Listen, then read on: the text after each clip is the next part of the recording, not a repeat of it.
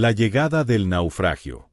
La primera vez que llegó a mis aposentos, la tarde había caído como una cortina de terciopelo pesado, y con ella, un silencio que se sentía más denso que el aire.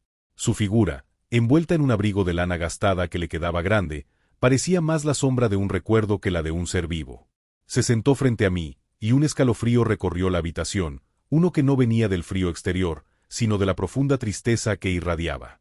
Sus manos, temblorosas, se frotaban la una a la otra, buscando un calor que la vida parecía haberle arrebatado. Su cabello, de un castaño opaco, caía sobre sus hombros como un lamento silencioso. Pero lo que más me impactó fue el reflejo en sus ojos.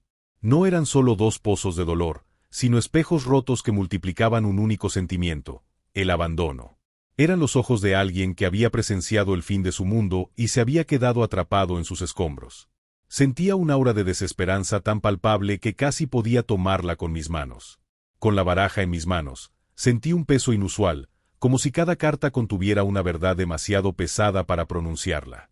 Le pedí que cortara y de inmediato, el mazo se dividió de forma inestable. La primera carta que revelé fue la de la torre. Su respiración se detuvo abruptamente. «Has vivido un cataclismo», le dije, mi voz un susurro en la calma de la estancia. «Un rayo ha partido tu cielo y ha derrumbado la estructura que creías inquebrantable». Sus labios se movieron en silencio, como si estuvieran repitiendo un nombre que ahora sabía a ceniza. Sus ojos, que antes estaban fijos en un punto lejano, ahora me miraban con un asombro doloroso.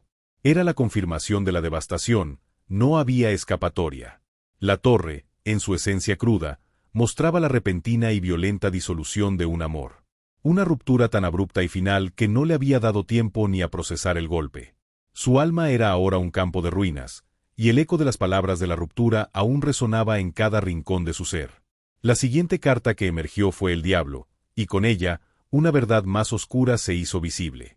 Le hablé de un lazo que lo unía a esa persona, pero no un lazo de amor puro, sino uno de codependencia y miedo.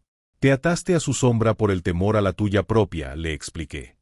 Te convertiste en un satélite que giraba solo alrededor de su planeta, y ahora que ha desaparecido, te sientes perdido en un vacío sin gravedad. Su mirada se posó en la carta, y vi la vergüenza y el reconocimiento en sus facciones. Sus hombros se encogieron, como si llevara un peso invisible. La relación no era una jaula, sino un espejo que reflejaba sus propias inseguridades. Se había sacrificado tanto para mantener esa unión, que había olvidado quién era. El amor se había convertido en una adicción y su felicidad, una droga que otro le administraba. Su rostro, antes inexpresivo, se contrajo en una mueca de agonía, como si las cadenas de la carta lo estuvieran apretando en ese mismo instante. Pero el mazo tenía más para revelar, y la siguiente carta trajo consigo una bocanada de aire fresco. Se trataba de la estrella. Una sonrisa tenue se dibujó en mis labios, la primera en toda la lectura. «Mira, aquí está la luz», le dije, señalando la carta. «Esta no es una luz que venga de afuera, sino de lo más profundo de tu ser. Las estrellas son guías, y esta te indica que el camino no ha terminado, sino que apenas comienza. Has vertido tus lágrimas en un pozo sin fondo, pero ahora esas mismas lágrimas regarán las semillas de la esperanza en tu corazón». Sus ojos, que antes eran espejos rotos, comenzaron a reflejar un brillo tenue, como el de una luciérnaga en la oscuridad. La carta le ofrecía una promesa, la de la sanación. A pesar del dolor, había una oportunidad para purificarse, para conectar con su propia esencia y para encontrar un nuevo sentido a su existencia. La lectura llegó a su fin con la aparición del mundo, una carta de plenitud y ciclos completados.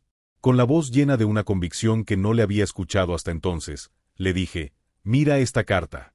Representa la culminación, la totalidad.